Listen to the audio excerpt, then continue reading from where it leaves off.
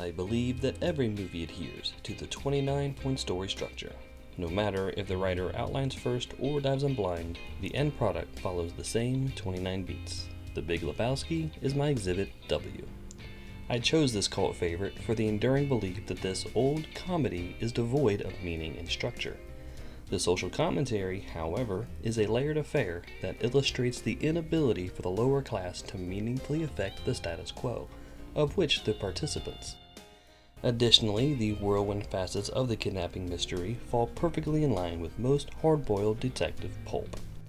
The Coen brothers turn the eccentricities of all their characters up to 11, yet their motives are of the everyday blasé of human nature. The end result is a tsunami of strong personalities that eclipses their own stories, with a gut punch from the only understated and normal character in the whole mess. This cinematic masterpiece was created by clutching with white knuckles to the 29-point story structure. Let's begin. A tight focus on the core elements of the protagonist's personality, inner conflict, and situation. The dude exists as he sees fit, smack dab in the middle of society. His rejected Lebowski name haunts him from elsewhere in LA, which costs him a perfectly good rug. Where, why, and how the protagonist exists in their world, with a focus on why they don't quite fit in. The dude's bowling team struggles with the scope and responsibility of the crime. A singular event that's never happened before, and is destined to lead the protagonist away from their status quo. The dude sets the Big Lebowski in his sights for recompense and a new rug. An examination of what's different in light of the something new, what's the same in spite of it, in relation to the status quo. The dude gets a peek at how the other Lebowski lives in sharp contrast to his own, and he receives generous helpings of disdain and vitriol from the social class. So he forces the Big Lebowski's charitable endeavors by claiming whichever rug he likes. The discovery that things are less than ideal, or an exploration of how badly things are. The dude's introduction to Bunny Lebowski is fraught with red flags for an unhappy marriage, and Walter approaches life with a cataclysmic rage that perfectly contrasts the dude in every way. Characters dedicate their effort to a specified goal, which is smaller in scope than the primary objective of the third act. The dude strives for a comfortable balance in his life, which is tested by the mission to act as courier for Bunny's ransom money, tying his newly gained rug to his responsibility in the matter. A brief checklist of the story elements needed for the second act. The ensemble of strange and kooky characters ahead, the intricacies of the Lebowski kidnapping mystery, the love of the simpler life, constant invasions and assaults and harassments, and of course, bowling. The singular event that launches the protagonist into the wild jungle of the second act, also called an oh shit moment. The dude is out another rug. Aw shit. Characters must learn all new rules and expectations distinct to this adventure. The dude is dispatched to the ransom exchange, his instructions coming a mile per minute. Walter takes charge with a confident agenda all his own, and things immediately begin to deteriorate. Characters showcase their ability to grow in the areas this adventure requires, typically through external means. Walter explains his simple plan to win back Bunny and keep the money for themselves. He improvises and manages to keep the money. Characters face legitimate and understandable reasons to deviate from their stated convictions, agendas, or desires. The ransom money vanishes, making the dude less than willing to answer the ringing phone. The outlook for police resolution is less than optimistic, and the only lead for any part of the mystery is less than comforting. An escalation of problems that vex the characters. The dude is pulled deeper into the sordid Lebowski family and told about the true source of the ransom money, embezzled charity funds. Then he's abducted by another Lebowski. Characters evolve internally by utilizing everything they've gathered and learned. The dude riffs on the spot to cover his ass, accidentally blurting out the true motive to the true villain, and Walter shockingly calls the bluff with the toe.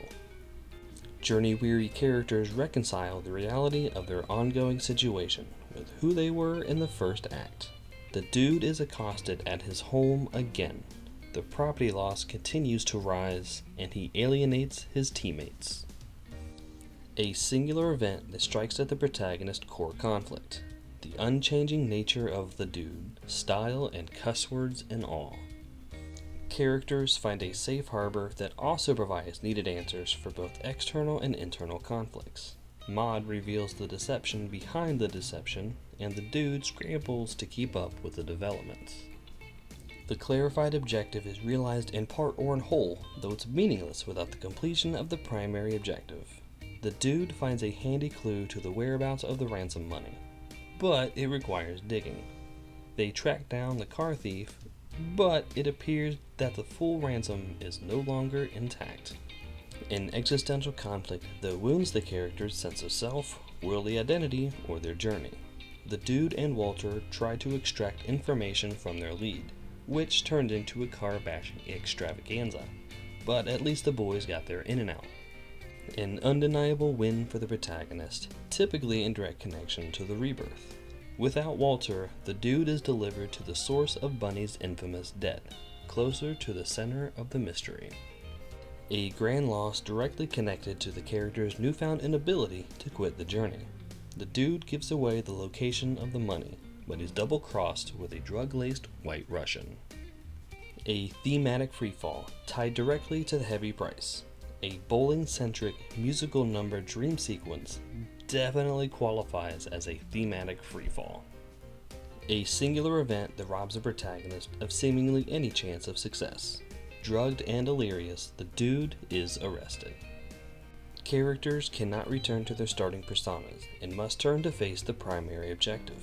The dude is on his own, without the help of or credibility from law enforcement or civilized society, forcing him to handle the mystery with only the resources of his slacker circle.